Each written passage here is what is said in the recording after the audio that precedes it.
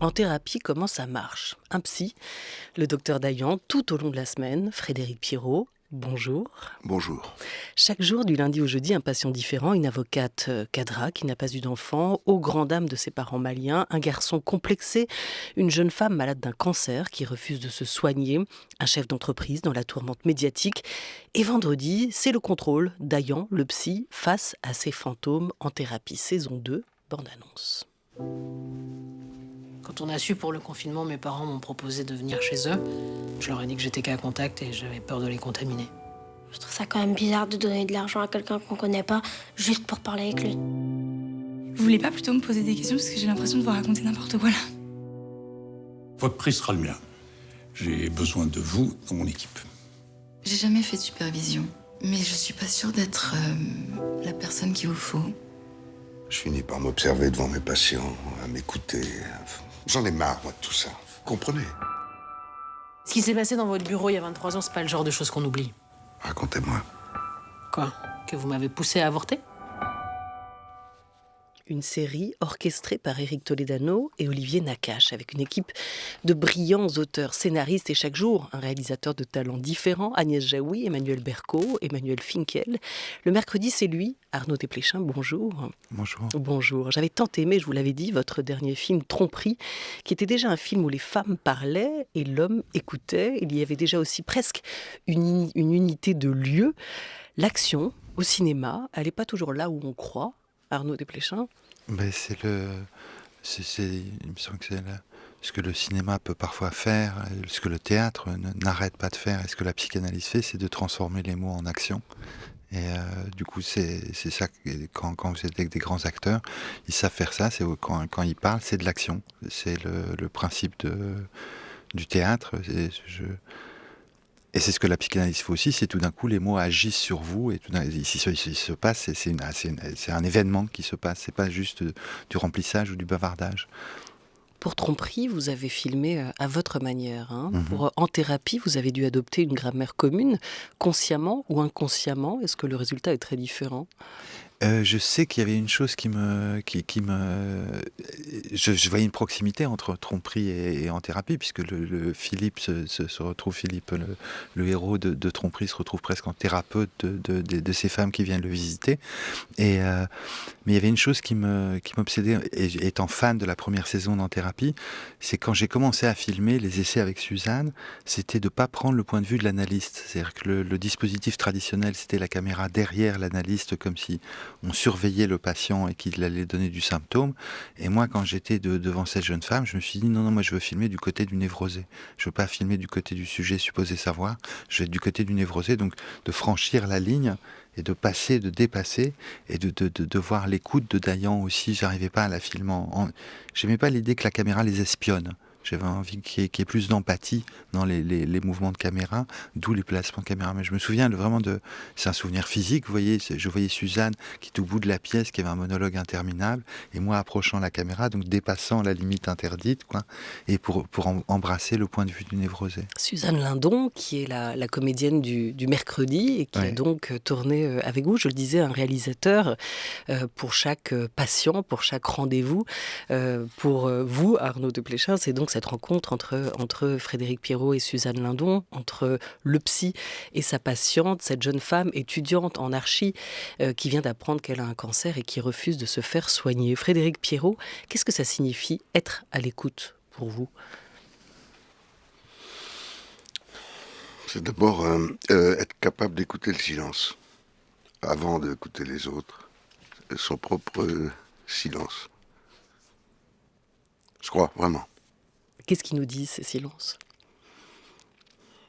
Il nous dit l'essentiel. Vous savez bien, vous voyez, on voit bien à quel point le monde est devenu bruyant. Ce matin dans le taxi, le chauffeur, en venant ici, le chauffeur me propose de mettre la radio. J'aurais pu lui dire surtout pas. Mais je lui ai juste dit non. Et je me suis demandé, après avoir refusé la radio, mais pardon, on y est à la radio, mais je me suis dit, j'aurais pu au moins lui demander la musique. Parce que la musique, c'est pas du silence. C'est un langage, sans être tout à fait, c'est un peu au-delà du langage. Mais ça aurait été encore trop. Vous voulez nous faire un beau silence? Avec une petite expire. Une petite respiration.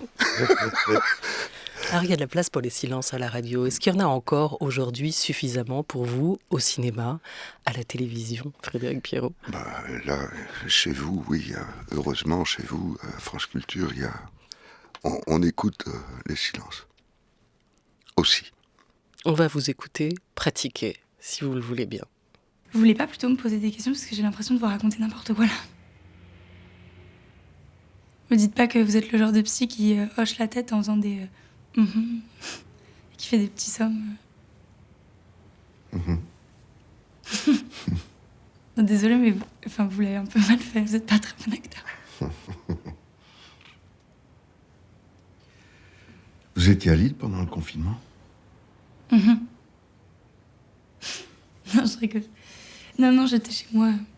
J'habite dans les immeubles, là, juste derrière.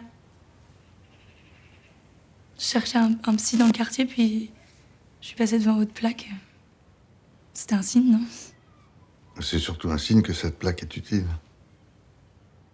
Vous êtes resté seul pendant tout le confinement? Ouais, putain, je me suis fait chier, hein. Enfin bon, comme tout le monde, quoi. J'ai eu le temps de trier ma penderie, de faire des gâteaux. Mais bon, honnêtement, je suis pas la plus à plaindre. Qui est la plus à plaindre?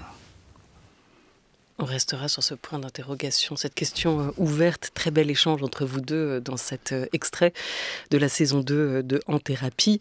Frédéric Pierrot, dans cette saison 2, vous prenez de l'ampleur, votre rôle s'étoffe encore, hein, vous êtes encore plus attachant, encore plus rassurant, car au fond, vous êtes là en toutes circonstances, du lundi au vendredi, fidèle à vous-même, fidèle à nous-mêmes. Beaucoup louent la prouesse d'acteur, hein. 80 jours, je crois, de tournage, et celui qui est là de tous les plans, c'est vous.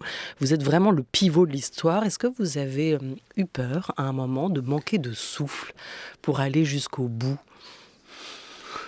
Non. Ça se travaille comment alors? D'abord, j'avais l'expérience de la saison 1, mais vous savez, c'est comme si vous vous occupez d'être dans le présent, au jour le jour, tout se passe bien. La peur, elle vient elle a pu venir à certains moments quand je considérais trop la distance. 80 jours, qu'est-ce que c'est? 80 jours à la rame, au milieu de l'Atlantique, là c'est une sacrée affaire. Hein. Mais enfin, se rendre dans un studio pour écouter des partenaires aussi passionnants que ceux que j'ai eus et rencontrer des réalisateurs aussi passionnants qui s'intéressent à la même chose. C'est-à-dire, on s'intéresse tous à la même chose. On a beaucoup approfondi. Je trouve. Vous vous intéressez à quoi, tous? Frédéric Pierrot, Arnaud Desplechin? C'est Arnaud, pardon, je peux pas répondre pour lui, mais je sens, de mon point de vue, à quel point il s'intéresse aux acteurs. Mais c'est quoi un acteur? Au-delà des silences et de la respiration, c'est effectivement, il a parlé du langage tout à l'heure. Il essaie de dire quelque chose et ces mots sont une action. Par rapport à ce que Arnaud disait tout à l'heure, je trouve que c'est pas toujours plein le langage, et y compris dans des séances. C'est-à-dire qu'il y a des moments où ça peut être une parole obsessionnelle qui devient vide. C'est ça que le psychanalyste essaie d'entendre. Et attend, souhaite, espère qu'à certains moments la parole soit pleine, quoi. Donc le langage, c'est l'attente du langage. On s'intéresse tous à ça. C'est quoi un acteur, pour reprendre la question soulevée par Frédéric Pierrot? C'est intéressant, surtout dans cette configuration de l'analyse, Arnaud Desplechin. Est-ce que c'est aussi une personne vulnérable? Est-ce qu'il faut aussi la considérer comme telle, car elle s'expose, car elle donne de sa parole, de son apparence, de son écoute? Le don que fait l'acteur est très singulier. Ou de l'actrice, c'est vertigineux. Je continue à penser qu'au théâtre, j'aime bien les acteurs, et au cinéma, j'aime bien distinguer la fonction de l'actrice et la fonction de l'acteur, qui me semblent pas exactement être les mêmes. Mais le don est entier, parce que, si vous voulez, comme moi, je sais pas faire l'acteur. C'est pas un regret, parce que j'adore les regarder. Je crois que je peux être un peu utile des fois, peut-être justement parce que je vous écoute, quoi, tout bêtement. J'essaie d'être proche d'eux. C'est que moi, je peux me cacher derrière des outils techniques. Vous voyez, un peintre se cache derrière une toile, un musicien se cache derrière des notes, mais ce qui est assez bouleversant avec les poètes le poète, il a les mots encore, c'est qu'un acteur est à lui-même son propre outil. Je lisais dans les notes, je crois pas au personnage, disait Frédéric Pierrot, est-ce que c'est parce que vous donnez quelque chose de vous-même, vous êtes votre propre outil, il y a rien d'autre. Donc tout le savoir que vous pouvez avoir, il s'effondre au moment de la prise, et vous devez être, alors c'est la question de la présence. Et voyez, moi, je me connais par cœur comme acteur, puisque je joue beaucoup avec les acteurs quand je fais des essais, vous voyez, avant les films. Et de présence, je n'en ai aucune. Et là, j'avais la chance de travailler avec Frédéric Pierrot, parce que le rôle, là, t'as imposé cela, d'être absolument présent à l'instant. À l'instant, et présent à son partenaire. Et je crois que c'est ça qui fait que Frédéric arrivait à tenir de séance en séance. C'est qu'on ne savait pas... Je ne savais pas comment Frédéric allait réagir à tel. Parfois, il partait en improvisation, parfois mais il était dans une écoute absolue de l'instant, précieuse du dépôt que venait faire Suzanne, qui était parfois du bavardage et parfois tout d'un coup qu'il a transpercé de vérité. Et lui était en face et renvoyait la balle tout le temps. C'était sidérant. Mmh. Mais on imagine que c'est pas si évident pour un acteur de devoir être le même dans le regard de 5 réalisateurs différents. C'est un peu schizophrène aussi comme situation pour vous. La question se pose pas, moi. Je suis Mais elle a pu se poser quand même, non ? Non. Ça a été, au contraire, quelque chose d'extrêmement rafraîchissant, je dirais. Vous voyez, de profiter d'un regard. J'allais parler de genre, c'est pas très intéressant, la question du genre. Mais j'allais dire un homme, une femme, enfin... Il y a aussi ces variations-là qui ne voient pas tout à fait, en effet, les choses de la même façon. Et d'être tout de même... C'est des regards toujours très bienveillants. Hein. Pardon, qu'est-ce que je vous... Je parlais des regards des réalisateurs qui sont tournants sur vous, qui êtes le pilier aussi de cette série, Frédéric Pierrot. Est-ce qu'Arnaud Desplechin, il vous a regardé différemment, fait travailler votre rôle différemment, dirigé autrement qu'Emmanuel Berco ou Éric Toledano, par exemple ? Ils cherchent tous différemment comment faire avec ces contraintes. La contrainte est forte. Et vous êtes là pour incarner l'unité. Donc comment vous faites ? Vous étiez en résistance par rapport à ça ? Surtout pas. Je suis tout sauf en résistance, comme je vous l'ai dit au jour le jour. Mais le regard d'Arnaud est en effet pas le même. Alors il avait, lui en particulier, je le sentais chercher, essayer plein de choses.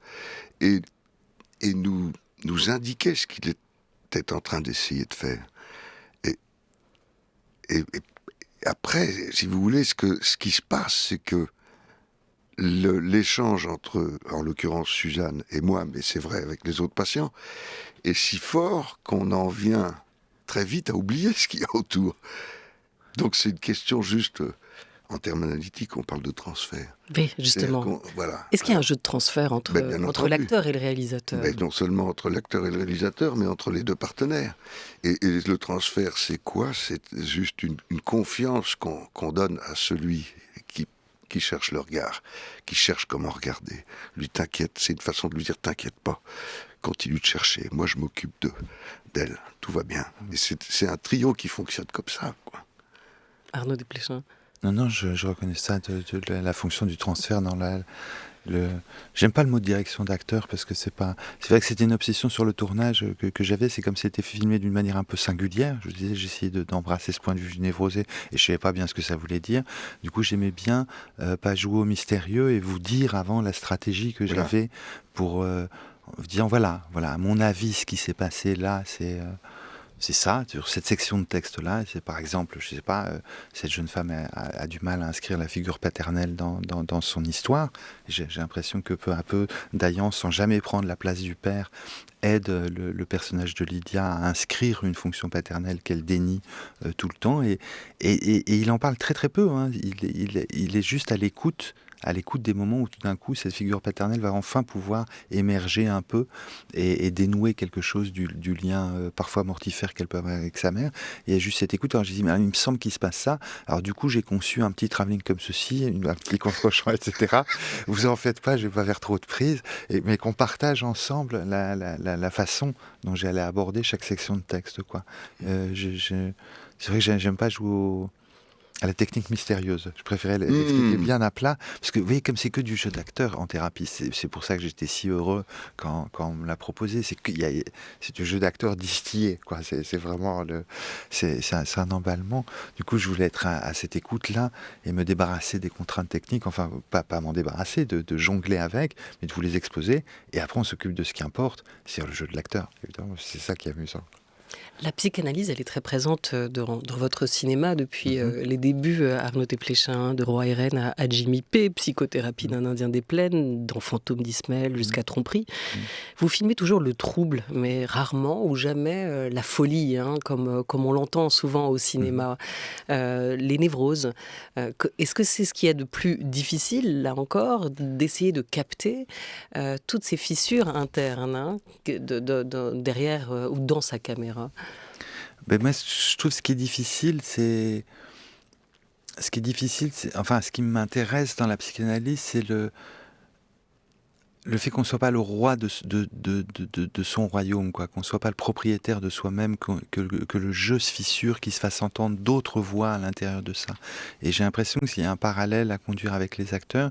C'est vrai que il me semble que le défaut le pire chez un acteur ou une actrice serait de croire qu'il est lui-même, alors qu'il est transpercé par des voix, il est un nombre de facettes, il n'est pas du tout pareil, et il dit pas la même chose, il se surprend à parler d'une prise à l'autre, à pas dire la même chose, à être contradictoire, et c'est d'attraper ce jeu de facettes, et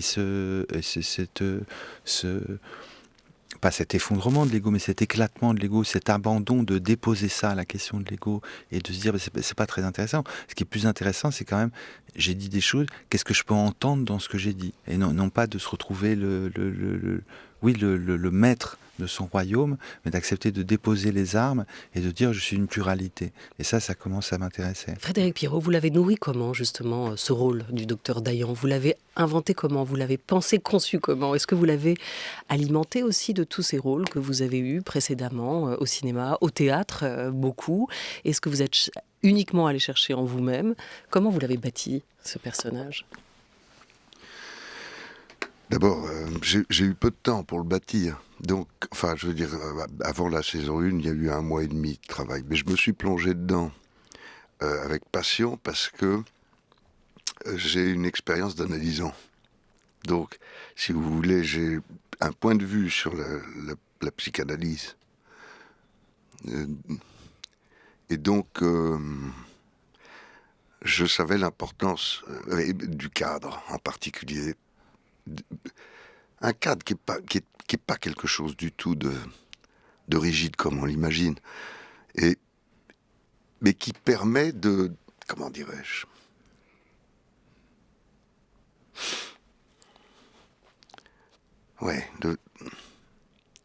bon Dieu, c'est difficile. Et d'en parler. Elle est passionnante, cette question du cadre, hein, parce qu'on a le cadre au cinéma et on a le cadre, effectivement, du divan. Et il est beaucoup question du cadre dans cette saison 2. Quand est-ce qu'on sort du cadre? Un cadre, il est fait aussi pour trembler, pour résonner, pour vibrer. Mais il est là. Il y a une heure à laquelle on commence à travailler. Il y a un moment où on lance le plan. C'est une succession de choses comme ça. Bon, si vous voulez, je savais l'intérêt de la psychanalyse, je ne sais pas comment vous dire, il y a une profondeur qu'on cherche toujours de plus en plus. J'ai rien préparé de particulier, si ce n'est ma vie. Moi, je vois un lien dans ce que je fais dans ma vie, qui est quand même beaucoup détracteur. Mais je vois un lien absolument évident avec la psychanalyse. Vous voyez ? Même si ça n'est pas pour ça que j'ai été analysant, c'était pour des choses qui étaient indépendantes de mon métier. Hein, mais qui ont des conséquences considérables sur mon métier. Et inversement, je pense que d'avoir fait ce travail a accéléré mon propre travail analytique.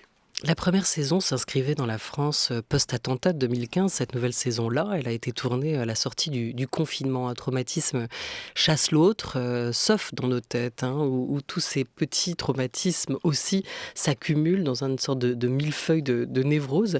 C'est aussi la force de cette série, pour vous, Arnaud Desplechin, prendre le temps de procéder à un effeuillage en règle. Ça, il y a une part de...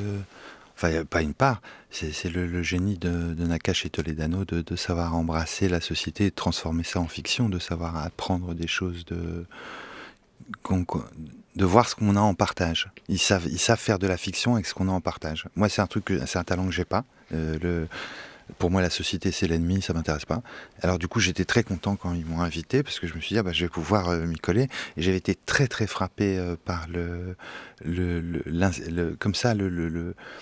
l'inscription des attaques sur Paris dans la saison 1. Ça m'avait vraiment bouleversé, parce que bien sûr, chacun, nous avons été bouleversés. Moi, je crois je fais partie de ceux qui ont un gros pourcentage, quoi. C'est quelque chose que je m'en remets. C'est des choses dont je me remets pas, quoi. Et d'avoir vu la série, ça m'a fait du bien, parce que justement, c'est des choses qu'on avait en partage. On partageait une société. Ça veut pas dire qu'on est d'accord, hein, mais on partageait quelque chose. Mais quoi? Qu'est-ce qu'on met Je peux rebondir là-dessus, en parce partage? que le partage, tu l'as dit plusieurs fois ce mot.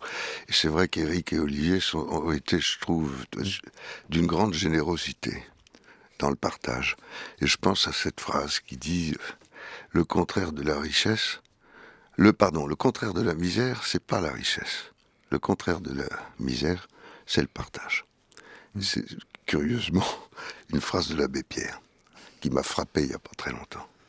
Voilà, c'est pour ça que si vous voulez le résultat, je crois, est assez riche, c'est que ils ont eu la volonté, en tant que, je dirais, chef d'équipe, enfin de partager, de donner une confiance, enfin de la donner totalement, quoi. Et là, il y a une mise en partage, une fois encore, entre la série et son public, mais aussi au sein de cette relation entre le psy et ses patients. Est-ce qu'il y a aussi de l'amour, Frédéric Pierrot, dans cette saison 2 de En Thérapie? Alors là, vous me faites penser à ce que on évoque à un moment donné dans la saison 1, mais qui, je retiens, c'est ce que Freud disait sur le transfert est peut-être l'amour le plus pur, la forme d'amour la plus pure. Lacan disait, il n'y a pas d'amour de transfert, il n'y a que de l'amour tout court. Voilà. Donc oui, il y a de l'amour, bien sûr qu'il y a de l'amour. Ça n'est que ça. Même si, évidemment, il est... Pourquoi c'est l'amour le plus pur? Parce qu'il est débarrassé je dirais, des contingences sexuelles, ou tout ce qui nous travaille tellement dans la vie. C'est là, le cadre, c'est ça. Voilà. En principe, il est débarrassé de ça. Des choses peuvent se dire avec les mots. Vous avez l'air de bien maîtriser votre Lacan. On va l'écouter. La langue, c'est ce qui permet que le vœu, souhait, on considère que c'est pas par hasard que ce soit aussi le vœu de vouloir, troisième personne de l'indicatif. Que le non niant et le non nommant, c'est pas non plus par hasard, ni que deux D apostrophes avant ce E qui désigne ceux dont on parle, ce soit fait de la même façon que le chiffre 2. Ce n'est pas là pur hasard, ni non plus arbitraire, comme dit Saussure. Ce qu'il faut y concevoir, c'est le dépôt, l'alluvion, la pétrification qui s'en marque du maniement par un groupe de son expérience inconsciente. La langue n'est pas à dire vivante parce qu'elle est en usage. C'est bien plutôt la mort du signe qu'elle véhicule. Voilà. Alors, ce n'est pas un extrait de la série, et peut-être la force de cette série, c'est justement d'être parvenu à démocratiser la psychanalyse et le langage aussi, sans trahir ces principes fondamentaux. Frédéric Pierrot, vous entendez quoi dans cette langue de Lacan, dans ce qu'il nous dit de la langue qui permet le vœu, qui permet le souhait? Moi, j'entends qu'il avance, que la pensée et l'expression de cette pensée le fait avancer, et nous fait avancer avec lui. Alors après, est-ce que je pense que j'aurais besoin, en effet, de la relire, mais je l'ai très bien entendu, et je vois bien comment il avance. Il est en mouvement. Donc on revient à ce que nous disions au départ, le langage, c'est une action. Est-ce que Freud et Lacan auraient fait de bons scénaristes, Arnaud Desplechin ? Je ne sais pas, j'avais lu le scénario de Sartre qui avait été publié en un temps, puisque Huston finalement avait abandonné la version de Sartre pour une version plus hollywoodienne. Je ne sais pas, j'ai un point de vue modeste là-dessus, et c'est là où en thérapie et la saison 2 me passionne. Il me semble d'une part que quand vous filmez de la psychanalyse, ce qui en reste, c'est de la psychothérapie. C'est-à-dire qu'il y a un mystère qui appartient à l'analyse que peut-être le cinéma n'est pas capable de capter. Et alors, il me semble que le coup de génie aussi dès la saison 1, de la collaboration entre Éric Olivier et Frédéric, c'est tous les cas qu'on va voir, c'est les cas où Dayan merde un peu. Vous voyez, où il se fait prendre dans le contre-transfert, etc. C'est tous les cas où ça dérape. Alors évidemment, c'est quand ça dérape que c'est beaucoup plus intéressant. Et en même temps, le thème, il me semble, principal qui me semble répondre dans la saison 2 un peu partout et qui donne une puissance à Dayan très forte, c'est que Dayan, il veut être un sauveur et surtout, il ne veut pas être un sauveur. C'est-à-dire que surtout, il veut se dégager de ça. Et c'est le cœur, il me semble, de tous les épisodes pour ce que j'ai pu en voir. Moi, j'ai surtout travaillé avec Suzanne, mais enfin, de ce que j'ai pu voir des autres épisodes, c'est cette fonction de se dégager de ça et de dire, et ça, c'est des improvisations qu'on a eues sur le plateau, de longues discussions qu'on a eues avant le début du tournage avec Frédéric, c'est disant, on se sauve soi-même. On donne pas de l'argent à quelqu'un pour qu'il vous sauve, c'est pas ce type de médecine-là. On donne pour que la personne nous rende les mots qu'on a dit devant lui, qu'il nous rende les mots qu'on a déposés chez lui, il nous les rende. Voilà, c'est passionnant ce que tu viens de dire. Et c'est en écho complet avec ce qu'on vient d'entendre de Lacan. Le vœu, au sens de souhaiter, doit se et transformer le en vouloir, qui n'est pas la même chose, au troisième personne de l'indicatif. Et le vouloir, c'est la furor sanandi. Frédéric Pierrot et Arnaud Desplechin étaient les invités aujourd'hui autour de cette grande table culture. Merci mille fois à vous. En thérapie, c'est la saison 2. On n'a évidemment pas abordé tous les sujets qui sont soulevés par cette série, mais je vous en prie, regardez-la. C'est à voir sur arte.tv dès maintenant et à partir du 7 à la télé. Merci messieurs.